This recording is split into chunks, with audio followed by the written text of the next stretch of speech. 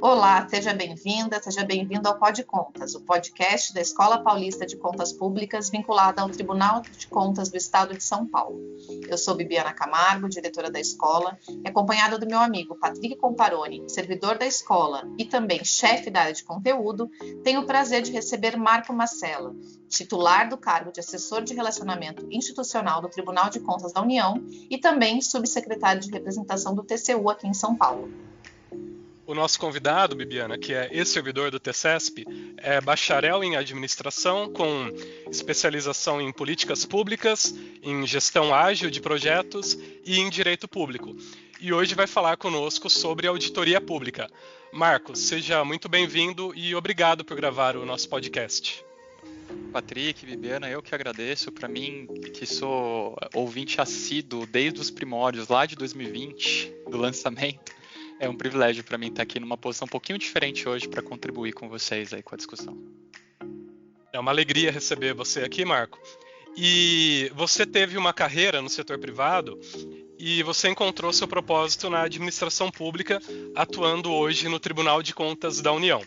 E até porque provas do concurso de auditor de controle externo aqui do TCESP serão realizadas em breve, eu gostaria de iniciar com uma mensagem sua a todos que estão cogitando ingressar na carreira de auditoria governamental. Ótimo, Patrick, eu queria até pedir licença para contar um pouquinho da minha história, né, antes de dar essa mensagem, porque eu já tive do outro lado e eu imagino como essas pessoas devem estar pensando aí, né, no concurso, etc. Então, minha carreira, como você mesmo bem disse, começou no setor privado e lá eu atuei desde startups, que hoje já não é mais startup, é iFood, por exemplo, até grandes empresas nacionais, como a Ambev, e aí posteriormente em consultoria estratégica. E aí nesse período, no setor privado, eu tive a chance de trabalhar com gestão e governança de diversas empresas diferentes, globais, Abast, Unilever, Itaú, algumas outras, e foi um grande desafio para mim, porque me trouxe muita realização profissional, porque era um trabalho intelectualmente desafiante, e ao mesmo tempo eu me sentia bem valorizado com essa carreira, né? E foi o que eu sempre busquei, saindo da faculdade, trabalhando no setor privado, etc. Só que chegou um momento, né, depois de alguns anos aí nessa caminhada no setor privado, que eu comecei a sentir falta de um terceiro elemento, que era um senso de propósito. Eu sentia falta de causar um impacto social maior, né, em larga escala, ver meu esforço aqui sendo transformado em transformações positivas para a sociedade, né? Em especial na vida das pessoas mais vulneráveis. E aí chegou um determinado momento que a minha esposa ficou louca comigo, porque eu pedi demissão da consultoria e falei assim, vou estudar para concurso.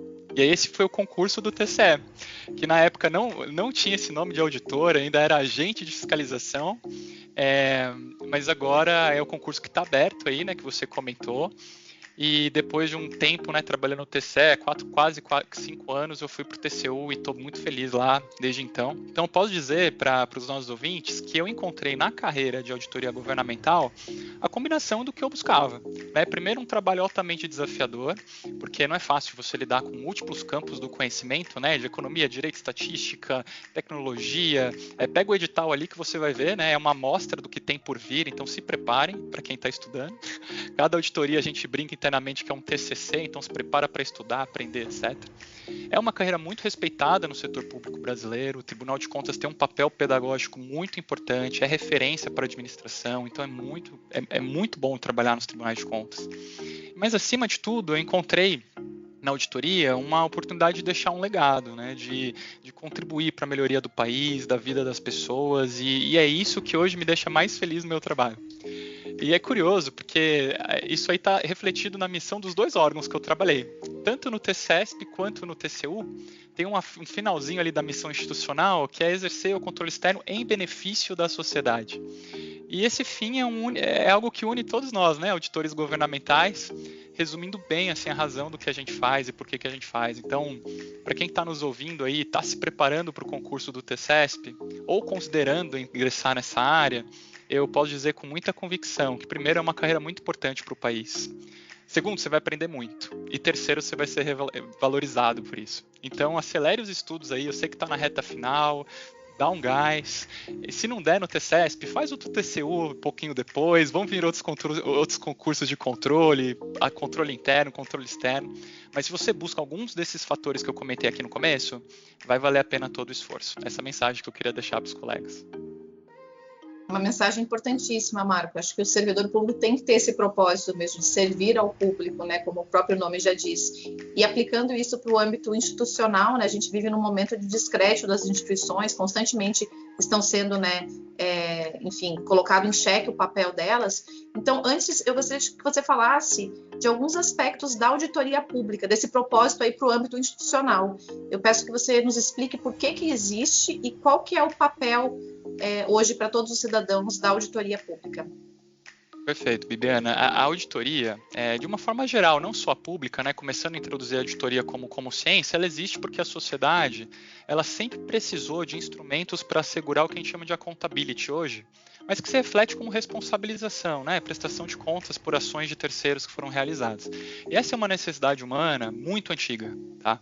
Ela remonta a civilizações antigas ali, gregas, egípcias, romanas. Então, alguns estudos apontam que no Antigo Egito já havia escribas, sistemas de registro, inspetores que verificavam se aqueles recursos arrecadados e distribuídos pelos administradores locais, eles estavam em conformidade com as ordens do faraó. Né? Práticas como essa refletem uma compreensão assim, até bem intuitiva daquele problema que a gente estuda bastante em economia, né, chamado de assimetria de informação. O que significa? Que o principal, aquele que detém o poder, seja ele o rei, o faraó, seja ele o dono de uma empresa familiar, seja ele um acionista, seja ele o povo, no caso do setor público, ele sempre vai ter menos informações do que aqueles que são delegados e que agem em seu nome, né? Que a gente chama também de agentes, né? O termo técnico. Seja ele o administrador da empresa familiar, seja ele o gerente, seja ele a diretoria executiva de uma empresa global, sejam eles os gestores públicos. E aí isso exige uma situação, essa situação exige mecanismos de transparência e controle para reduzir essa assimetria de informação e garantir que os interesses do principal ali e não os interesses do agente sejam perseguidos pela organização. Um desses mecanismos é a auditoria, né, que é realizada tanto no setor público quanto no setor privado. E a despeito desse contexto, dessa introdução, é importante dizer que a profissionalização da auditoria, como nós conhecemos hoje, ela se consolidou primeiro no setor privado mesmo, sobretudo depois da Revolução Industrial e da consolidação dos mercados financeiros. Para se ter uma ideia, a Deloitte, que é uma das Big Four, né, uma das maiores empresas de auditoria global, né, foi fundada em 1845 em Londres, enquanto que a figura do auditor-geral do Reino Unido ali, né, surgiu só em 1866, 21 anos depois. No Brasil, a primeira menção, a título de curiosidade, a primeira menção à auditoria financeira e orçamentária veio só na Constituição de 1967, sendo que a Deloitte, a mesma Deloitte londrina, já atuava no país desde 1911, quando abriu seu escritório no Rio de Janeiro para atuar aqui. Então, tudo isso, só para dizer que a auditoria sempre foi importante para investidores privados e basicamente para assegurar que esses administradores estavam atendendo satisfatoriamente seus interesses, né? Não estavam maquiando nada, etc. Né? E se isso é verdade para o setor privado, quanto mais para o setor público? Eu brincava nas minhas aulas de auditoria para concursos que no Brasil a gente tem mais de 200 milhões de acionistas interessados em saber se os recursos públicos estão sendo utilizados da melhor forma. Né? E aí a auditoria pública atua então como esse instrumento que reforça essa governança democrática, dando transparência, reduzindo essa assimetria de informações entre povo, representantes do povo e seus gestores públicos, e induzindo que as decisões governamentais não respeitem só a legalidade, mas também produzam valor público para a sociedade.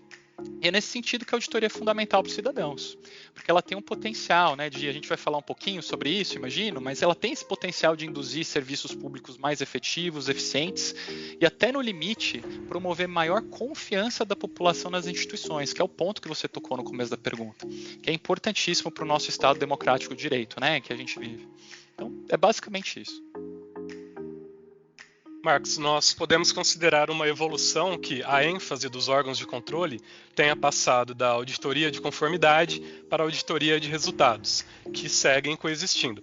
E, aliás, eu acho que essa evolução tem muito a ver com o que você trouxe no começo da nossa conversa sobre propósito de trabalhar no controle externo, porque os tribunais de contas passam a enfocar a atuação estatal em benefício da sociedade. Pode explicar para a nossa audiência essa diferença entre auditoria de conformidade e auditoria de resultados e por que o controle de resultados hoje ele é tão buscado pelos órgãos de auditoria? Posso sim, Patrick, excelente conexão, ótima pergunta. Quando a gente fala em auditoria pública, é muito importante entender esses diferentes tipos de auditoria, né? Cada tipo de auditoria vai ter basicamente dois aspectos fundamentalmente distintos: o seu objetivo e o seu critério, tá? Tradicionalmente, a auditoria de conformidade, ela sempre foi a mais comum, tá? Em especial nesses modelos de tribunais de contas que o Brasil é signatário, né, inspirados na França e na Europa continental. Essa auditoria, ela tem como objetivo, essa auditoria de conformidade, tem como objetivo verificar se o gestor público seguiu as normas, né? Sejam elas legais, contratuais, regulamentares. E aí, seu critério central é a legislação aplicável, desde ali da Constituição, passando pelas leis, decretos, portarias, contratos e por aí vai.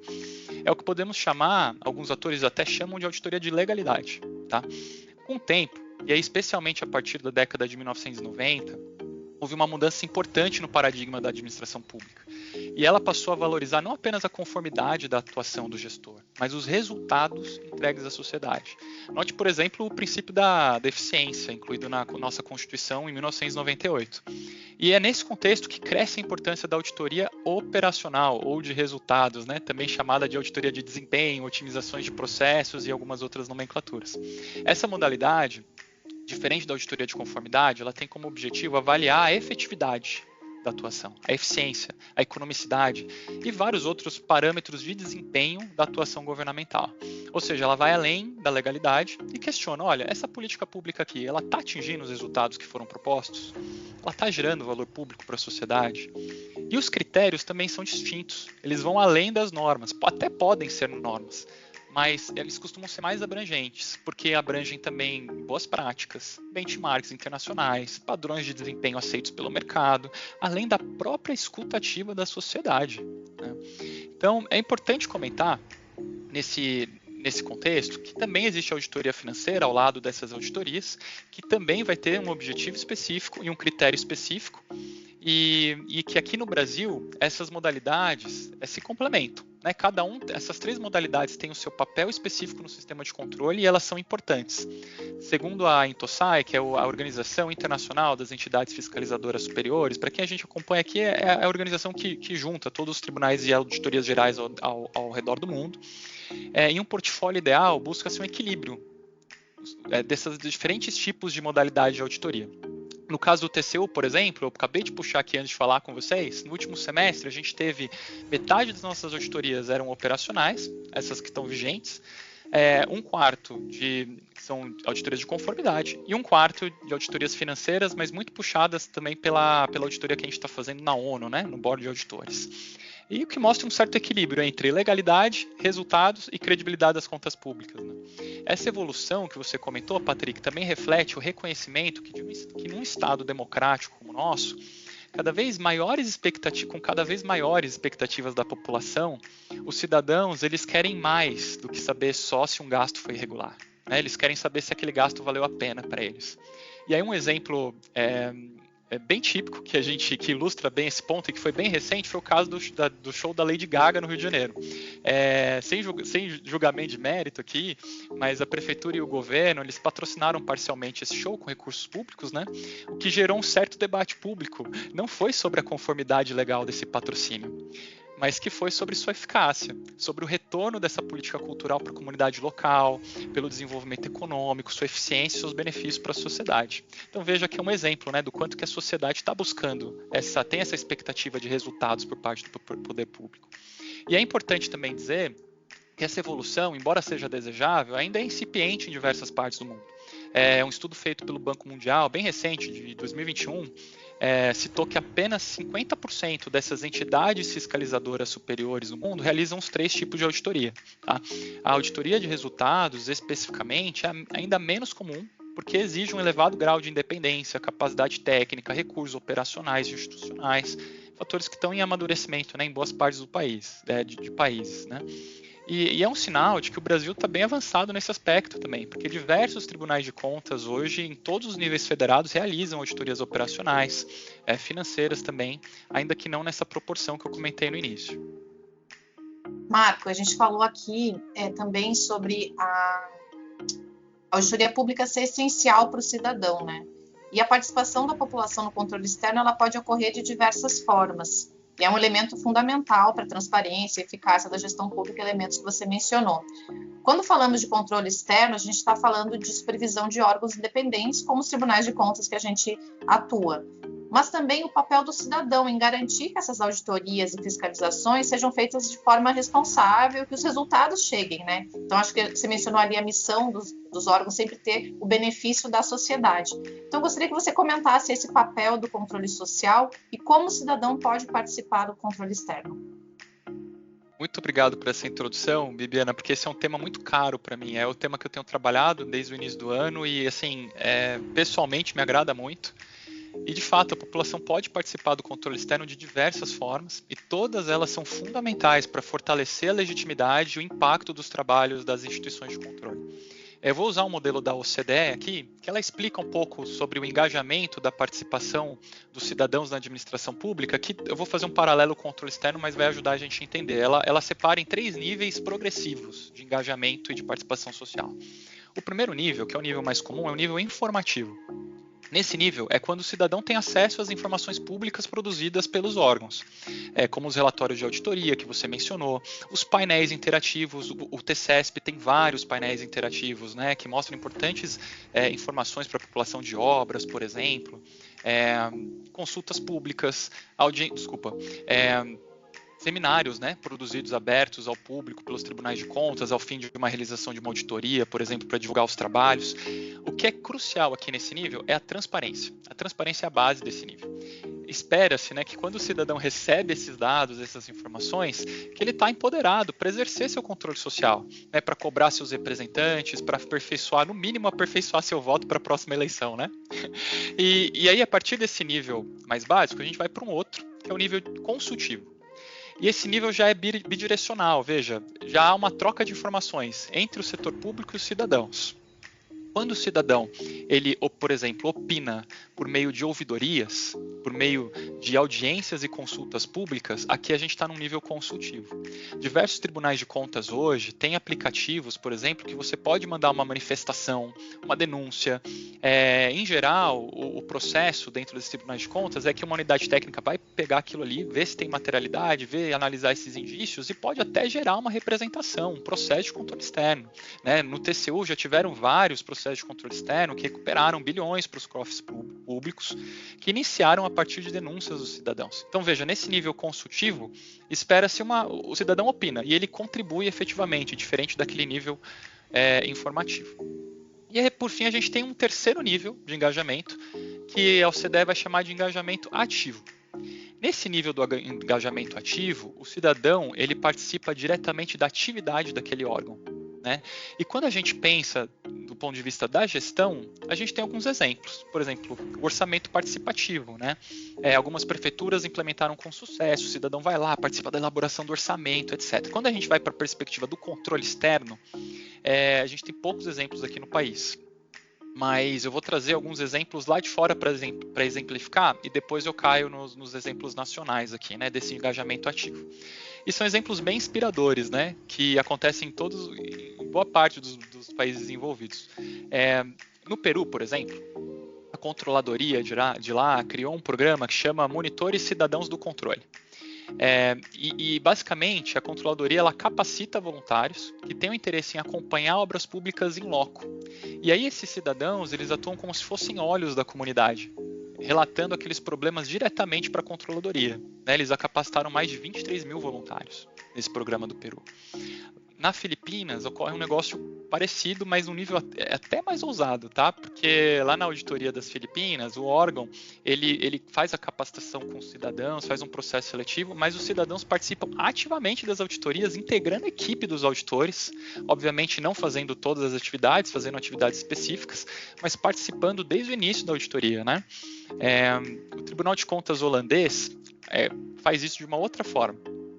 quando a gente fala de escolas lá na Holanda, ele desenvolveu um aplicativo que toda a comunidade escolar, seja eles aluno, pai, professores, funcionários, eles recebem uma conexão direta com tribunais de contas e eles podem avaliar a qualidade das escolas. E aí essa informação é usada pelo Tribunal de Contas para priorizar suas ações de controle, para monitorar a qualidade, né, do desempenho daquelas escolas e por aí vai. Coreia do Sul faz algo bem interessante também. Lá na Coreia, um grupo de cidadãos, quando se reúnem, né, tem alguns critérios formais, etc., eles podem solicitar formalmente realizações de auditoria e os resultados são depois comunicados com a transparência para a sociedade, etc. E a corte francesa faz algo até mais arrojado. Lá na França, não precisa nem ser um grupo de cidadãos. A França anualmente reserva uma parte da sua capacidade operacional para abrir uma consulta com a população que individualmente vai sugerir temas de auditoria que no final do ano até o final do ano, né, são iniciadas auditorias que depois são revertidas, né, são comunicadas à sociedade, né, os resultados daquelas escolhidas. Então veja o quanto que o cidadão pode contribuir para o controle externo lá fora. E aqui no Brasil também, a gente tem ótimas experiências, por exemplo, no Tribunal de Contas do Estado do Paraná, que tem sido uma referência para outros tribunais de contas, né? A gente também já fez vários aqui do TCU rodadas de benchmarking com eles. E aí eu queria trazer 2 exemplos desse engajamento ativo de iniciativas do TCU que são embrionárias, mas que a gente está testando, né? Se aventurando nesse caminho da participação cidadã. A primeira iniciativa chama Portal da Consulta Cidadã. Aqui a ideia é replicar um pouquinho do que aconteceu ali na França, só que de uma forma mais controlada, né? Todos os cidadãos do país, eles podem votar em problemas públicos que foram pré-selecionados pelas nossas unidades técnicas. E problemas de todo tipo, na saúde, na educação, transporte, moradia, serviços digitais e por aí vai, né? Qualquer pessoa mesmo. Pode chegar, abrir agora, então se você tem interesse, se você quiser parar agora e fazer isso, pode fazer, tá? É só digitar ali TCU Cidadão e você vai identificar essa plataforma. E aí os problemas mais votados vão ser objeto de auditoria pelo TCU até o final do ano e vão receber uma atenção especial do tribunal em termos de divulgação, de compartilhamento de informações, para a gente conseguir engajar mesmo a sociedade, né? Uma outra iniciativa que é muito importante é a Força Tarefa Cidadã. Ela foi pensada e montada junto com o Observatório Social do Brasil, que é uma entidade do terceiro setor muito respeitada, e que está com o edital aberto para cadastro de voluntários interessados em ajudar o TCU a visitar obras de escolas e creches, e essas que são vinculadas ao Pacto Nacional pela Retomada de Obras da Educação. Hoje, Bibiana e Patrick, a gente tem mais de 3 mil obras que estão paralisadas ou inacabadas cadastradas nesse pacto. E a retomada dessas obras pode garantir mais de 700 mil vagas para crianças e jovens da educação básica e profissionalizante. Os cidadãos que se inscreverem na Força Tarefa, eles passam por um processo coordenado ali pelo Observatório, recebem capacitação do ISC, que é a nossa escola de contas ali do TCU, e vão visitar as obras e registrar as informações com o aplicativo, né? Passando para o TCU essas informações, que aí de posse a gente vai conseguir analisar, priorizar ações de controle e por aí vai, né? Então, esses são 2 exemplos aqui do país que eu tenho certeza que podem engajar as pessoas e que, ao decorrer do tempo, a gente vai se desenvolver e vai ter mais iniciativas como essa aí, né, em todo o país. É muito bacana, Marco, conhecer os exemplos de participação social, porque isso é fundamental para dar efetividade ao objetivo de atender às necessidades da população. Agora, para a gente finalizar, gostaria que você explicasse como esse trabalho de auditoria governamental ele ocorre na prática, exemplificando com alguma política pública ou ação estatal que tenha maior impacto para a sociedade. Explico sim, Patrick. Então, considerando aí que a gente está em campanha de vacinação contra a gripe, né, pleno vapor, e a vacinação é algo que atinge a todos nós, né, brasileiros, eu resolvi trazer um caso recente de um trabalho bem relevante para a saúde da população, que foi a auditoria coordenada do Programa Nacional de Imunizações. Ela foi realizada em 2024 pelo TCU e em parceria com 20 tribunais de contas estaduais e municipais, inclusive o TCESP, né, que está contribuindo nessa auditoria coordenada. E é um exemplo concreto de como que uma auditoria operacional ela pode contribuir para o aperfeiçoamento das políticas públicas no país, né? Então, falando de uma forma um pouco mais didática, o trabalho de auditoria na prática se divide em 3 grandes fases, que é o planejamento, a execução e o relatório. Tá? Partindo ali nessa fase de planejamento, é onde a equipe define ali os seus objetivos, o escopo do trabalho, os critérios, metodologias, fontes de evidência. No caso do Programa Nacional de Imunização, nessa auditoria, a principal motivação da auditoria foi essa queda, né, essa aparente queda persistente das coberturas vacinais no país desde 2016, especialmente crianças de até 2 anos, né, na vacinação infantil. Essa situação foi agravada na pandemia, né, de 2019, e em 2023 teve uma leve recuperação, mas nenhuma dessas 5 vacinas infantis elas atingiram a meta mínima de 95% de cobertura. Né? Então, diante desse cenário, a auditoria definiu ali definiu atuar em 4 frentes, em 4 possíveis causas que impactam essa cobertura vacinal. A primeira em relação aos sistemas de informações utilizados para gerenciar esse processo. A segunda em relação à própria estrutura de equipamentos, rede de frio, que é a estrutura de armazenamento e transporte das vacinas. Terceiro, a gestão de estoques e perdas, o processo em si. E quarto, as próprias ações locais, a gente chama de microplanejamento, mas são as ações locais ali de recuperação da cobertura vacinal.